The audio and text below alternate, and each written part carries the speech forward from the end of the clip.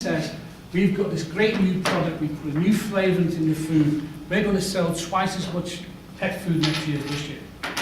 You ain't, unless you get the inputs. Because then you're going to need twice as much meat and twice as much cereal. So you better share that forecast. And that's a key thing about supply chain management, is sharing forecast. It's information sharing. It's forecast going down and delivery information coming up. So are you with me? So that's the link. So they don't care too much about that. But if they want more supplies, then they'll let those guys know. Because if they've planted mealies, they are not going to get barley. Simple as that. So when you define the service provider or the operations, if you want to define that, you have to see what is the whole thing about. So the mine cannot say they're a supplier of iron ore, and then therefore they are the operation. The operations would be the ArcelorMittal, which is actually producing the steel. No, for the mine, they are the operation. So their customers, and they've got two customers, ArcelorMittal, as I happen. I've done some work with them. ArcelorMittal have got two customers. They've got metal merchants who sell the metal on their behalf. And again, who owns the customer is a big issue at the moment.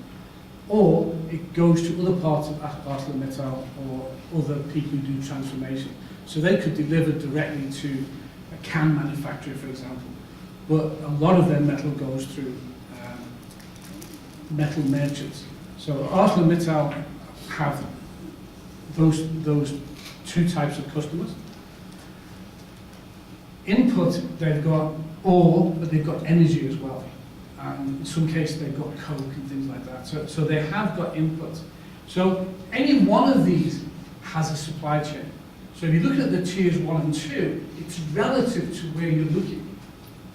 It's not all the way down here. I mean, you can try and put the whole thing, you go crazy. Let me just show you, I don't know if Ken showed you this one. I don't blame him. It's from the same textbook, but I want to show you how complicated it is. CSI, very popular television program, okay? It's a myth, but it's popular. I mean, they put a bloody orange in the machine, they'll tell you who picked it. That is the labs in CSI. They've got tier 1 suppliers, which are all these people. It's doctors and narcotics officers and all sorts of people gathering evidence. But prior to that, there's other information as well. So that information, it could be victims, bits of victims, they all come forward, they do stuff with it, and then it goes on, and I like it because there's 3 tiers of customers. What's fascinating is different customers want slightly different things from us. In fact, a defense team prays that CSI screws up, because then the customer gets up. Prosecution prays they don't screw up, and then they get a prosecution. But that's what it can look like. And I don't want to get too lost in this, and setting off the exam doesn't get that complicated. Anybody gets that. It's got to understand there's different tiers, and you'd have to look at what's relevant in your business. We really just do it as an illustration to explain that you've got customers. So you've got suppliers who've got suppliers, and you've got customers who've got customers. And sometimes if you don't know what your customers want, you're in trouble. So MMI, you do use brokers, part of your business.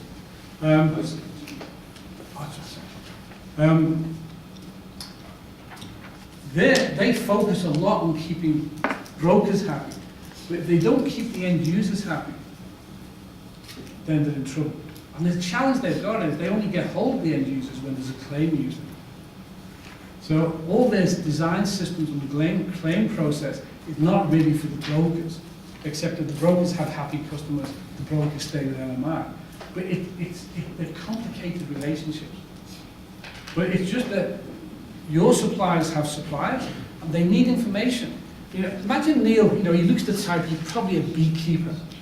And he produces. He looks like a beekeeper. Don't ask me. So Neil, gets the bees and he squeezes the honey out, and he bottles it. So his main suppliers are bees, hard to negotiate with, and then he's got bottled and labeled suppliers. So that's what he does. But then he supplies people. Well, a buyer from Woolworths finds out about him, and they find it's the best tasting honey, everybody loves it, and they place an order on him, huge. He can't just say yes, because he's got to check. Can he get access to enough honey? Because his own honey may not be enough, which affects flavour, of course. Can he get enough bottles, and can he get enough labels? So before he can make certain decisions, he's got to check the supply chain. So if the ability and capacity of the supply chain is a crucial part of your capacity, many firms in the past haven't done that. Even you've done that. You know, you think, when I get the old days, when I get my Christmas bonus, I'm going to buy some new furniture, so Christmas Day, we'll have the furniture. So, by the first week in December, you go to order furniture and they say it's a 12-week delivery time. And you go, oh hell. Oh, word's a bit stronger than that. Because you don't understand the supply chain. Whereas if you've done it once, as I have, I would never go and order furniture, well, think you get it off the shelf, you know.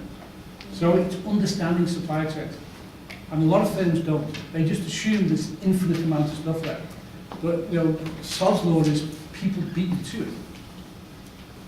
Remember on Christmas, my daughter wanted a red bike. I was in game or something, and I went in, and we only had blue bikes left. It's for a girl. These days, with gender discussions, it shouldn't matter. In those days, girls had pink, boys had blue. But what killed me was, the person who served me said something I didn't understand. They said, oh, you're just too late, you just sold the last pink one. Just sold the last pink one. That makes me sound like you lazy fat bastard. If you got out of bed and got here earlier, your daughter would not be crying on Christmas Day. We have strange communications. So, does that help the question you're asking about? It depends where you are in that chain. Because you could be those people, and then this would be your first and second tier. Correct. So it depends on... Oh, thanks for that. Correct. In the supply so in the supply chain, if there's three suppliers, she can be an operation, I can be an operation. You are. But if we are saying it is in the dog food supply business, then the dog food manufacturer is the operation, and the rest is... Maybe. I mean, it could be just the distribution. See, if you look at Woolworths, they make nothing. Yeah. Their core business is distribution. Display and distribution. So, they would be that, okay? But each of the people in that, you know, and like the example you said, you could be different operations there. It doesn't mean you've got the same supply chain coming into you, because you might sell me dog food, but you could be selling Eric corned beef. Hopefully not the same. No, but the processing of the two is much different. So you could have different customers, but the demands from Eric and the demands from you might be different. Probably not. Okay, so can I move on? Just a word at a time. I didn't do this one, did I? This is important to you, because I'm emphasizing the whole thing about disintermediation, because I wouldn't be doing a good job if I didn't speak about it, because when I lecture this, I spend quite a bit of time on it, because it is the biggest threat to most people. I mean, I used to drive a taxi years ago. I've done most jobs to make money. Now, a key thing when I drove a taxi was to you had people in the office who got calls and they allocated jobs. Now, you look at Uber, that's disappeared now. So even the office has been disintermediated. A large part of banks have been disintermediated. And you are doing it. Your customers are disintermediating bits of your businesses. I mentioned about Marvin. I don't buy tickets, you know, at the place, you know, at the cinema. I buy them online. So you've done this. That's the way we did holidays in the past. You know, you went to a travel agent, you went to a travel tour supplier like Thompson's or one of these firms, because you want all the stuff on the left. Now, most of us didn't used to want to do that. So we went to a travel agent and we did that. But one of the problems with the travel agent and the tour operator, they're all building margins in. That's part of the price you pay. Now, with telemarketing and online marketing, I mean, I get holidays offered every day of the week, and I take up, you know, quite a few per year because they're really attractive. But a lot of them I do myself as well. So that's the old way of doing it. But then Thompson thought, well, look, who owns the customer here? So Thompson started advertising classically in the back page of the Sunday Times for quite a few years. So now you can get direct access to the tour operators, and you still can, they have their own stores now. So Thompson's disintermediated the travel agent. Then you got involved and you disintermediated Thompson's. You can put a tour together, you can do all that left-hand side without going through a company. I just had a trip to Vietnam. I went there 7 years ago, but I've just been to Vietnam, and I did the whole trip myself. Flights, accommodation, train trips, coach trips, did it all myself. So I didn't use any of these buggers here, and I did it cheap. 2 people, 17 days, probably 30 grand. If they'd gone through a travel agent, I'd have paid most of that per person, you know. And I only got a big exotic towards the end.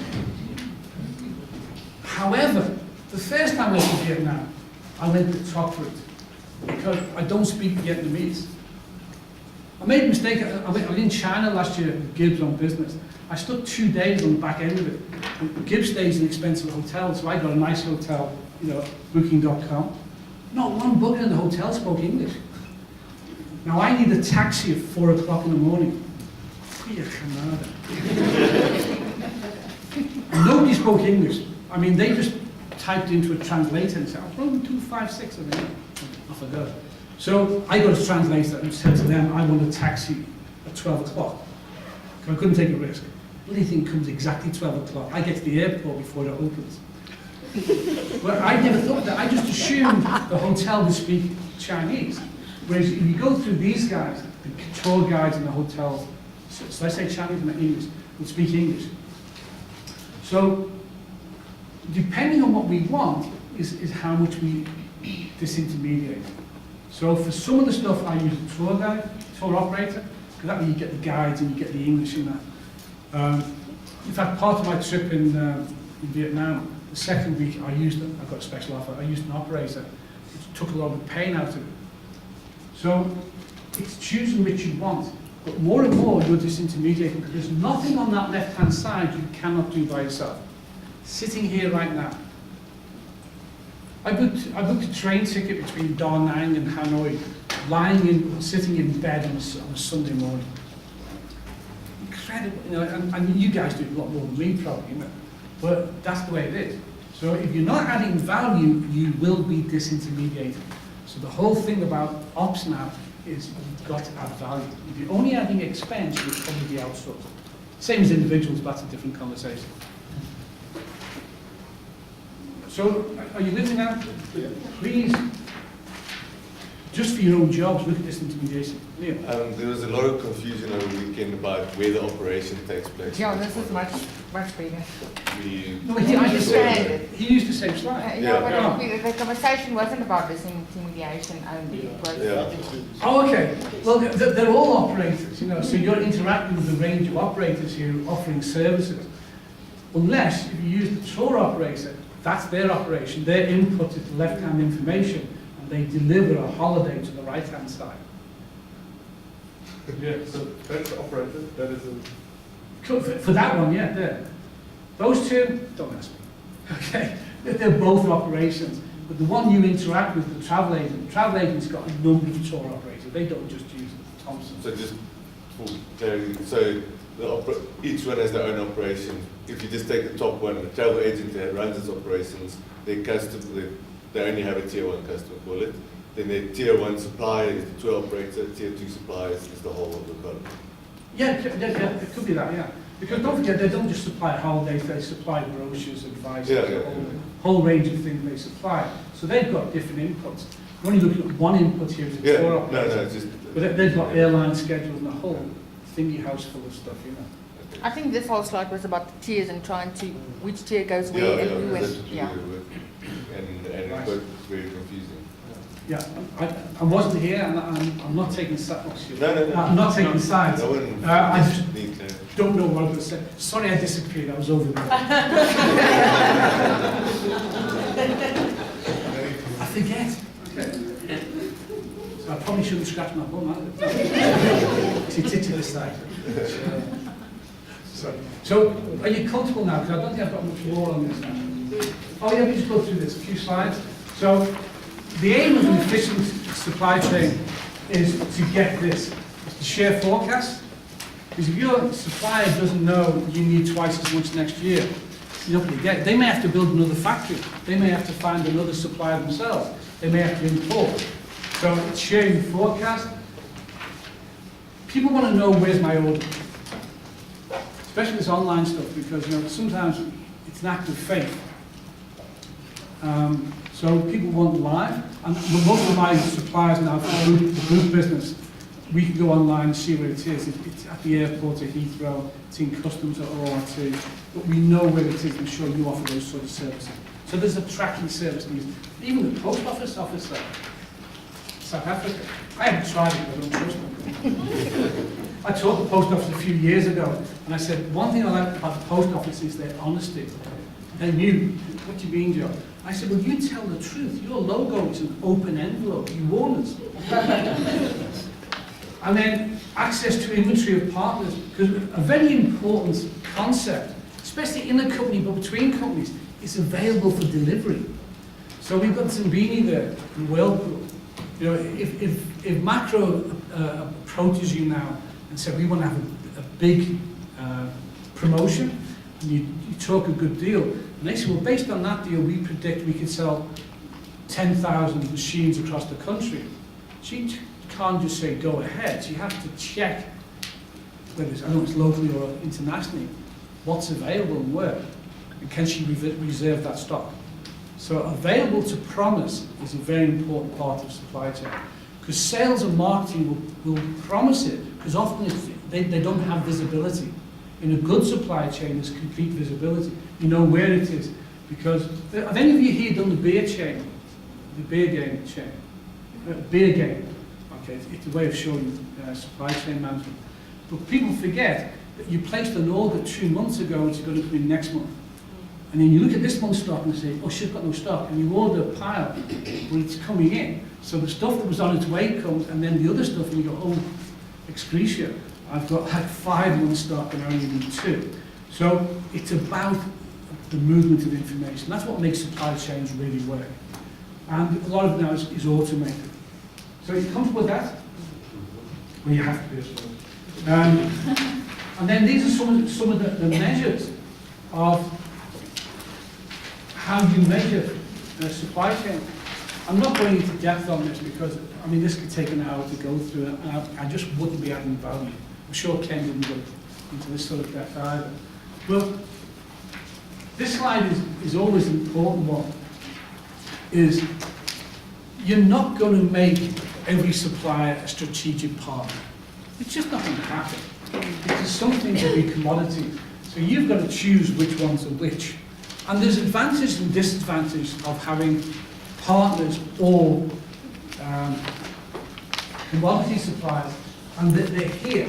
You know, number suppliers, in what they call the adversarial, you know, if you're buying commodities, a lot of us use 2 suppliers and you play against each other. Oh, MMI, I've been offered this by King Price, and they say, no, we can match that, you know. So you try and play people off. But then, at some point or other, if you need help from them, you're right down on the pecking order. I always say suppliers have got 2 job descriptions. When there's lots of stock, they fill orders. When there's low stock, they allocate shortages. And if you've screwed a supplier around, you are top of the list for a shortage. Revenge time. So it's all these things here. So you're not going to get a lot of openness. You can't always check the quality beforehand. So when it arrives, you've got to check it. Whereas if you've got a partner on the right-hand side, you can read as fast as I can. There's lots of advantages.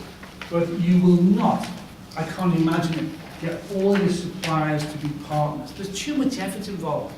And it won't always, you know, like, it depends on your firm. But I'll guess photocopy paper is not a key issue in your business.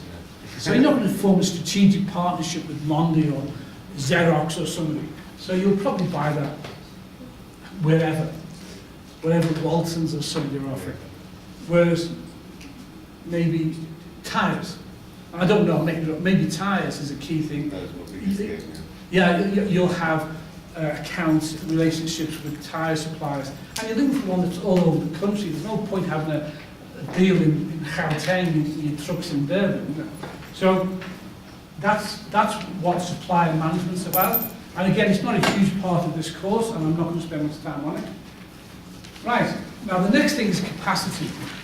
Capacity is the hardest thing to manage because it doesn't exist. There is no such thing as capacity. Discuss. That's for your exam. No, but why would I say that? And I sincerely mean it. There's no such thing as capacity.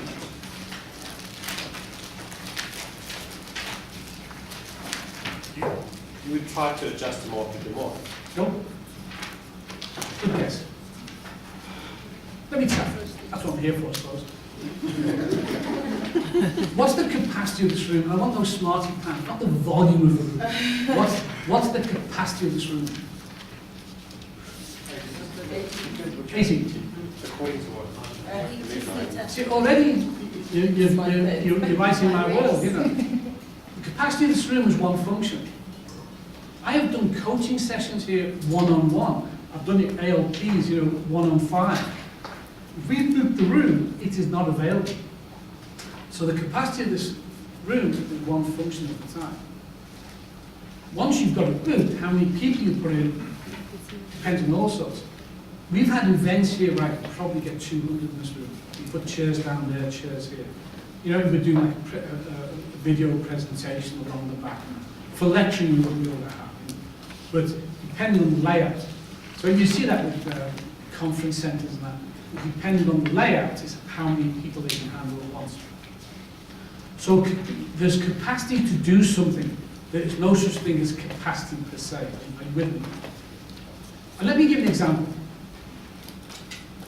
And I'm building this up because I like to use anecdotes because I think you can relate to them a bit better. One of my hobbies is cooking. Also the secret, I think. And I'm diabetic now, but I used to do a lot of baking. I was quite a proficient baker, you know. So, and let me build a story up. My church used to have a lot of fundraising days, and they sell cakes. Now, I never did this, but the wife, she's passed away, of course, the wife used to make cakes for the church. But imagine, I'm the baker, and the church says, Joe, could you make us some cakes for the fete? Because your cakes are great. I said, yeah, no problem. So I go home and I'm thinking about it, and I think, how many cakes can I make? Because it depends on the recipe. Now, I make a pretty mean chocolate cake. Now, chocolate cake comes in a 20 centimetre round tin. Stop now. She loves you.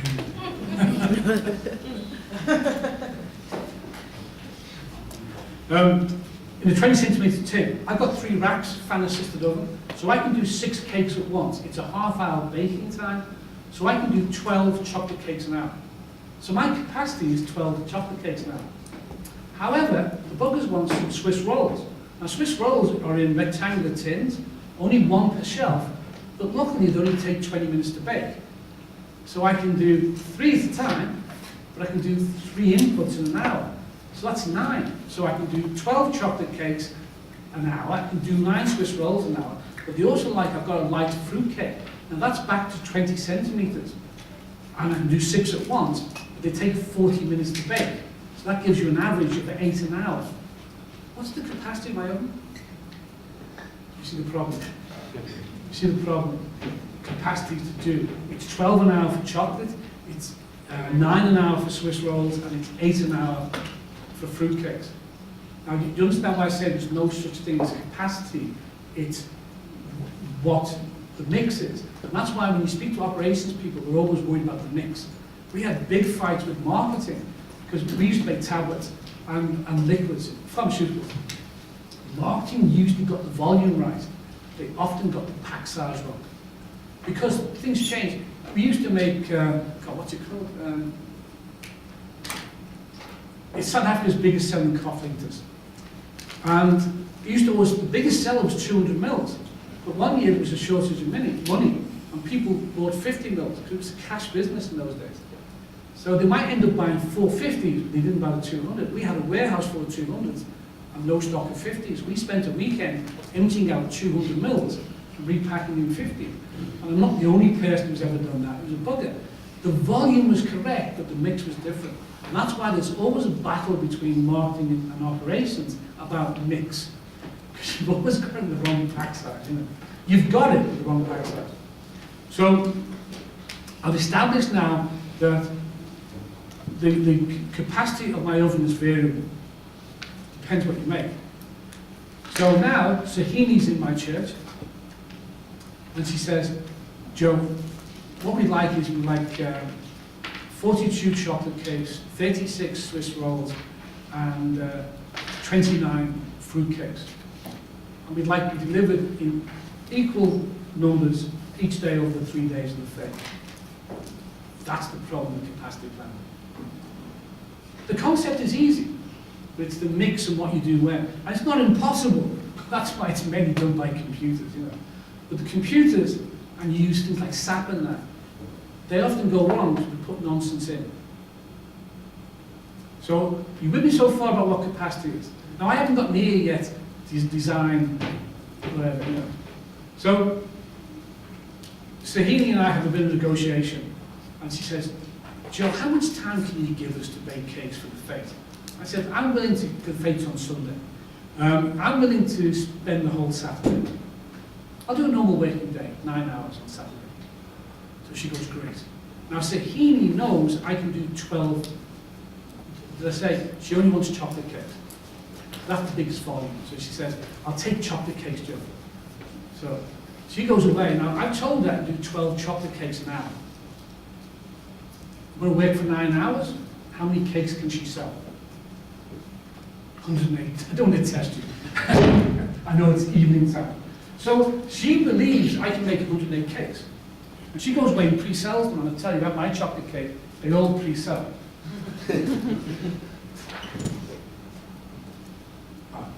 That's all capacity planning is about. I'll move on with the cakes just now. I forgot I had a few slides first. Yeah. That's all capacity planning is about. It's having enough supply for the demand when it arises. The bugger is predicting it. Predicting it. Because I used to work for the company that made ProHead. Now, we sold tons of the bloody stuff at Christmas, you know.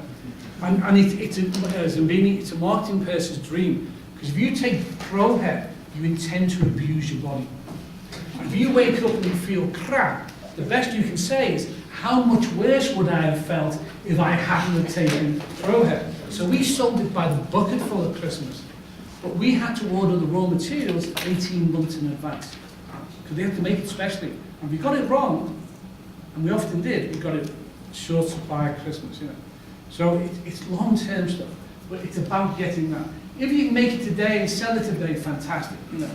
So sandwiches, you don't have a lot of this, except you've got to make sure you've got bread and butter and fillings, you know.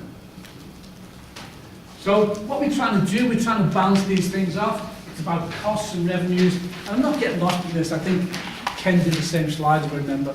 But that's why we're trying to plan capacity, because it affects everything you do. Your ability to service the customer, how you use inventory, do you build up inventory, do you miss orders? It's all those things. We're trying to use our machines the best we can. And then you've got the usual competitive objectives of capacity can help you achieve that. If your customer wants speed, one of the things you can do is have lots of inventory.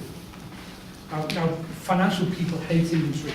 Operations people love it. Somewhere between the two is the ideal answer. Because you let me have enough inventory, I'll never miss an order. And you like inventory too, because it protects sales. You'll never miss a sale. But if it's the wrong inventory in the wrong place, then it's just money tied up, you know. So financial people, the way they're taught, you know, they're tied down and indoctrinated at the university. Inventory is evil, spawn of the devil, no inventory. I don't know who's financial people here, but you know what I mean. So we have to get the right amount of inventory. So that's what it allows us to do. But capacity is expensive. It's sitting around doing nothing, it's expensive. In some cases, you choose to do that. If you've got what they call a job shop, so if I've got a little metal working place and I can cut metal, weld metal, all those wonderful things, I've got machines sitting there, in theory, infinite capacity, because if somebody walks in, I can make anything they want, but they have to pay for that capacity. That's why customized stuff costs you. If you want to have a suit made, you know, I have to get most of my clothes made because I'm a funny shape, you know. I've got short legs, they only just reach the ground, just. And all my sleeves are too long because to have this surface area, and I've calculated the surface area, I've got to be 6'3". It's a calcium shortage I have. Yeah. Brother, I'm with you. Okay, so these are just objectives. I don't want to get lost in this, I am, but capacity is a very important thing to manage. Too much capacity is bad, too little capacity is bad, depending which side of the equation you're looking at. Capacity is the classic, depending where you sit in the room, depends where you sit. And I'll take you through it just now. Okay, there's different, we talk about the sort of 4 levels of capacity planning, and it's really the time scales. So there's 4 different time scales. The short term, now, it could be, if you're a bakery, you know, short term is 1 day. If you're a bank, it could be 6 months. You're looking at a season or something like that. So short term is anything between a day and 6 months, and these are not cut in stone, you know. But you've got to know the short term, medium term, long term, and then the last one is my cake story. The medium term, it could be 2 years. And please, it depends. And to be honest with you, I think this is slightly out of date because companies are changing so fast now. 2 years is a bloody long time. I think when this book was written, but be that as it may, you know, you can't keep changing your capacity all the time, especially if you've got expensive equipment. And then you've got long term, it could be 3 years more, you know. If you're planning a petroleum storage place or a distillation plant, you've got to have a pretty long-term view, you know. Now, sometimes people screw up. In the early 70s, I was still at university. I graduated in 76. I'm officially an old fart, I know that. But everyone in the world was making polyethylene crackers. But each one they built was to supply the world's capacity. They ended up with like 100 times the world capacity, and most of them got mothballed and went bankrupt, you know. So how much capacity? Because obviously, the bigger the capacity, the lower the unit cost and that. You know? And what I'm trying to show you is all these things are not independent. There's financial decisions in there as well, and strategic ones. So you've got short, medium, long term, and then you've got your aggregated planning and control, and that's my cakes. That's when I'm going to get a regular order from Sahini for so many chocolate cakes, so many fruit cakes, so many Swiss rolls, and depending on how they vary as she's ordering them, that's whether I've got enough capacity or not. Because if she suddenly switches exclusively to fruit cakes, that's going to have a big impact on my capacity because they're 40-minute bakes, I can only do an 8 an hour. That's my lowest output. Now, if she pays me enough, I can put another oven in. Now you start to see where the decisions are coming from. Okay, so you'll be with me. Because in a company, you have to aggregate all the different suppliers. When we made tablets, we put starch and talcum powder in virtually every tablet. So we bought that by the shipload, you know. But the active ingredient, you only bought it for that tablet. And some tablets have a particular coloured coating or dye. You only bought that for that tablet. So it's matching up what you're going to make with what you need. Sometimes, because of suppliers, you only need 100 kilos, but they only supply in a ton. I had that problem many a time. So I need 100 kilos, have to buy a ton, and then I spent 9 months getting my arse kicked because I had 900 kilos too much material, but I couldn't avoid it. Okay, so those 4. So you're comfortable short, medium, long, you understand that. And the aggregated it's about the mix. It's my cakes. Probably don't mind me using the cake story, but I think most of you can relate to it, you know. Yeah? Just if you had to have if your input costs from an ingredients point of view for your cakes was the same, if you had to bake, theoretically with the fruit cake cost the most, you would charge for the most for the fruit cake. Possibly. Because it's Possibly, the yeah. lowest outputting. Possibly, yeah. Yeah. I'm not going down the route because I'd have to think about it, my brain hurts. But yes, you do a costing, and obviously the fact that the cake holds up your capacity longer, there's got to be a charge for that. Yeah. Because whilst you make the fruit cake, you can't make a chocolate cake, which you make 12 an hour, and you can't make a Swiss roll, you make 8 an hour. So you have to charge out the capacity. Firms make mistakes with that though. I did some work with Distell quite a few years ago about the sequencing stuff on the filling line. It was fascinating. Because they had a standard change over time, but that was fallacious. Because if you ran vodka and then switched to Sambuca, very quick clean down, hardly any cross-contamination. If you ran Sambuca and then went to vodka, major clean down, because the chance of cross-contamination was high. And we didn't reflect that in the costing of the product.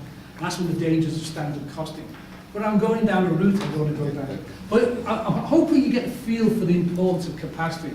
It's not impossible to manage, but my God, it's a challenge because it's full of variables and there's no such thing as capacity. And the best of the whole thing is the financial director and the CEO only know your maximum capacity. So the chocolate cakes, they think, they can do 12 cakes an hour. And a tender comes up for 240 cakes. They cost you 20 hours. Because I say chocolate cakes, a tender comes up for 240 cakes. And they cost it 12 cakes an hour, 20 hours. Great, The bloody orders for fruit cakes. Your profits in, say, dingus too, You've done nothing wrong. Your arse gets kicked, by the way, because you don't get the recovery. But it's because they don't understand your capacity. Now, I'm not trying to complicate. I'm hoping you're with me, brothers and sisters. I'm not trying to complicate this. I'm trying to unpick it, so the cake's with me, and nothing else makes your mouth saliva. So I'm going to move on from that. Okay. Right. So we've got to look at what capacity you've got. How much capacity you're going to have. And that's the big decision, because you've got that's just the definition of capacity. I'm going to just do this first. I'm going to wait. Let me just do this first. You do not necessarily have to have the capacity.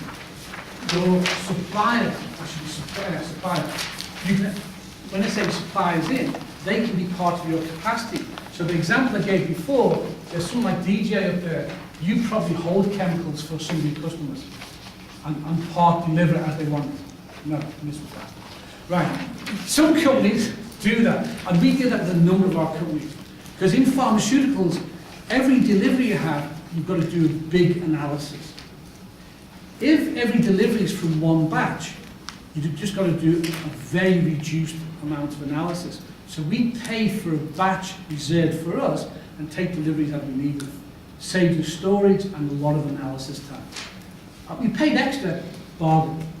So your suppliers can be part of your capacity, but equally, your customers can be part of the capacity. Your customers have a problem knowing when will they need stuff. So we do a thing called consignment stock. We deliver a ton of stuff to a customer, but only as they consume it do we invoice them. So instead of us warehousing the stuff, they do. Excuse me, sorry. So now the customers are part of your capacity. So your suppliers can be part of your capacity, your customers can be part of the capacity. That's done. But if that doesn't work, you need capacity. And the bugger is, how much do you need? Now let me go back to my cakes. I'm lost now. I lost the bit to this. I think something that's crucially important now is I get a cup of tea. So